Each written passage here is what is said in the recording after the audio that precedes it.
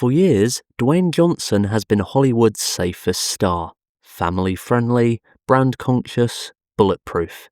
He spent decades crafting himself into a global brand, one of the most recognizable faces on the planet. His Instagram following alone is close to 400 million. But for all that success, he's rarely stepped out of his comfort zone, until now. With The Smashing Machine, Johnson broke type.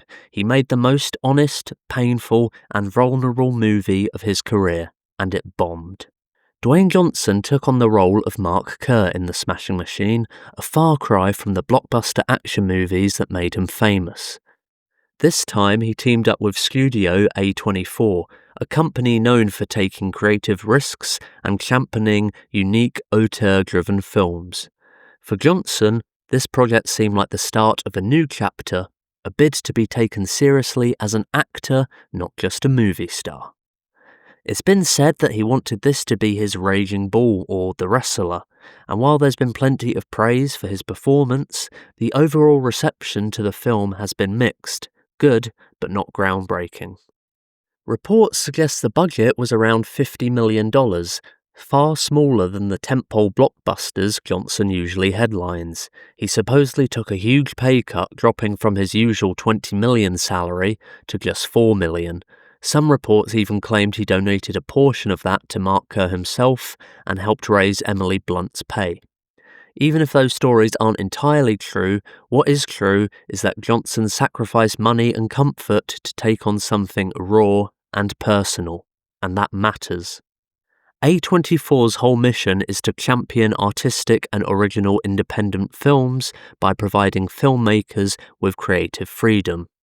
By choosing them, Johnson deliberately walked away from the safety of studio formulas and massive paydays.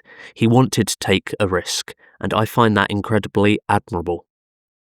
But The Smashing Machine underperformed badly.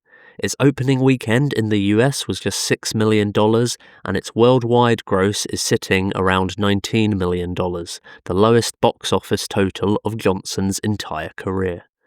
That's shocking when you consider his reach and popularity. Sure, the subject matter isn't exactly crowd-pleasing, but with a star that big, you'd expect more people to show up, even out of curiosity. Despite the commercial failure and mixed reviews, Johnson's performance stands out as easily the best of his career. Even Christopher Nolan praised it, saying, "I think it's an incredible performance. I don't think you'll see a better performance this year or most other years." Nolan also said he believes the film will be better understood with time, and honestly, I agree. Art isn't always profitable, and filmmaking, even at the Hollywood level, always carries risk. Over the past few decades, we've seen the movie star decline, replaced by the dominance of intellectual property and sequels.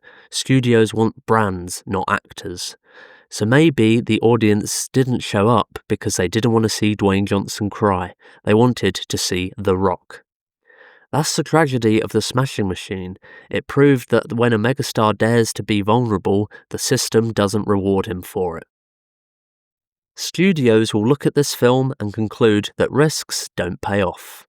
They'll keep feeding audiences what's familiar: Jumanji, Fast and Furious, Moana. And Johnson himself might pull back too, retreating into safe, crowd-pleasing blockbusters. Sure, he'll occasionally dip into something more artistic, but that flame of risk might fade a little. He's reportedly working with Martin Scorsese on a Hawaiian crime drama alongside Leonardo DiCaprio and Emily Blunt, which sounds promising, but he's also doing the live-action Moana, which is also guaranteed to succeed. The divide between art and entertainment keeps widening. When films like The Smashing Machine fail, studios lose incentive to fund original storytelling. In 2024, 9 out of 10 of the highest-grossing films were sequels or prequels. The only exception was Wicked, and even that's based on an existing IP of The Wizard of Oz. We're living in a time when taking creative risks is a financial gamble few are willing to make. Maybe The Smashing Machine will find a second life, the way Fight Club or Blade Runner did. Even The Shawshank Redemption flopped when it was released, and it has now become one of the most beloved films ever made. But right now, it feels like a warning. When the system punishes sincerity, cinema itself takes a hit.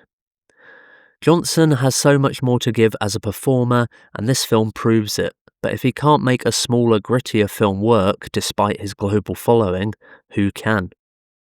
Studios will take this as a sign to keep playing it safe, and that means more reboots, more sequels, and fewer genuine risks.